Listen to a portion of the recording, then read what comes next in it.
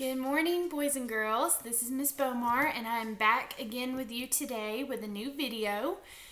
If you watched Miss Hamilton's video already, which you should watch her video before you watch mine, so make sure you do that. But if you've watched her video already, you already know that today we are talking about setting. So we're talking about the setting of a story. So Miss Hamilton did something really cool this morning, and she went out in the woods behind her house to talk to you about setting. So every story that we read has a different setting. This morning, Miss Hamilton was sitting in a forest setting, or the woods, or an outdoor setting. And she also talked about that settings have a mood that goes with them. There's kind of like a feeling that goes with each setting. So the setting this morning when I was watching Miss Hamilton's video, out in the woods looked really peaceful. That mood seemed really calm and peaceful and soothing to me. That's the mood that I got from the setting. So I'm going to read you a story. I wanted to read you a story that was kind of an outdoorsy story, just because Miss Hamilton made her video outside today.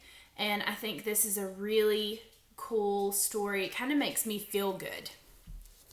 So I want you to make sure that you pay attention while I'm reading this story about the setting. I want you to make sure you know the setting of the story, and it might be kind of obvious once I start reading, but I also want you to pay close attention to what you think the mood is. Okay, and we want to use those good describing words when we talk about the mood. And there are a lot of really good describing words in this book that you're going to hear while I'm reading. So I just want you to be thinking while I'm reading, what is the setting of this story and what is the mood that we are getting from the setting? Okay.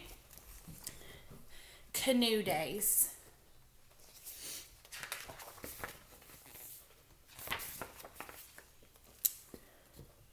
Sometimes when it is still, so still you can hear the swish of a butterfly's wing.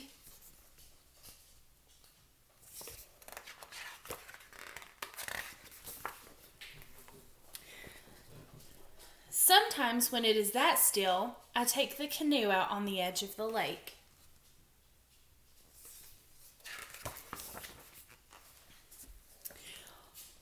One stroke of the paddle and we are gone, the canoe and me moving silently. Across water so quiet it becomes part of the sky. The canoe slides in green magic without a ripple.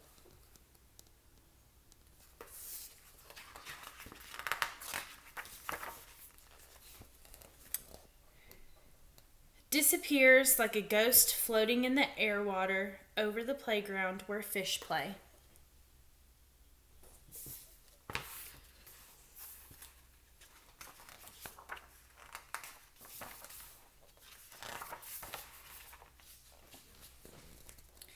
The water is a window into the sky lake.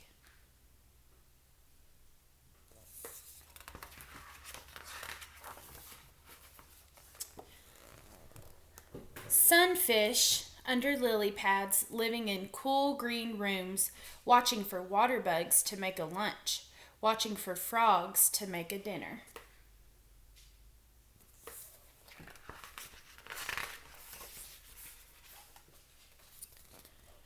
But still now, everything frozen while the cold slash of a hunting northern pike moves like an arrow through the pads, looking fiercely, searching always for something to eat. And then he's gone into the green depths.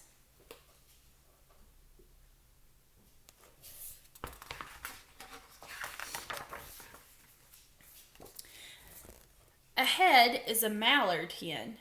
Her ducklings spread out like a spotted fan around her, looking for skittering ore bugs to eat. The canoe does not frighten her. She does not see the man, only the canoe as a shiny log floating in the sun.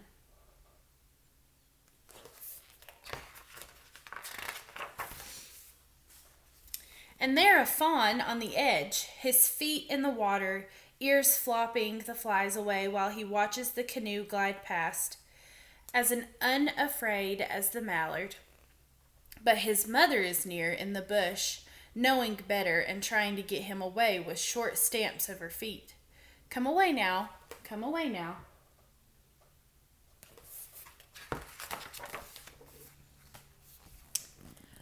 A fox drinks soft laps with a pink tongue while the paddle waits all still. Then the fox slips away. A raccoon turns a log looking for worms to eat.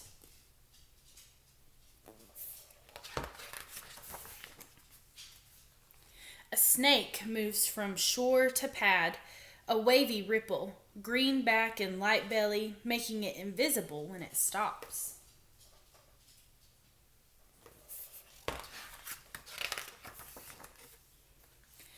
And then, perfect on the brim of my cap, a dragonfly catches a deer fly that would have bitten me and eats there without leaving.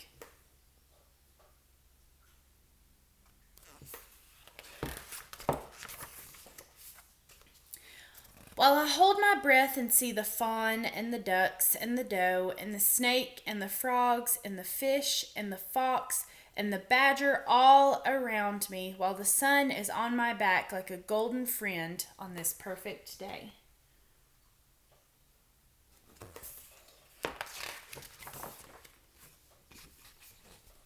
A canoe day.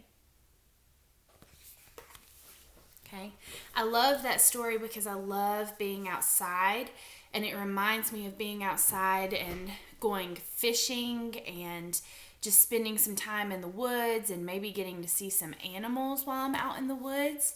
So make sure that in the comments below this video, I want you to tell me what the setting of this story was and what the mood was.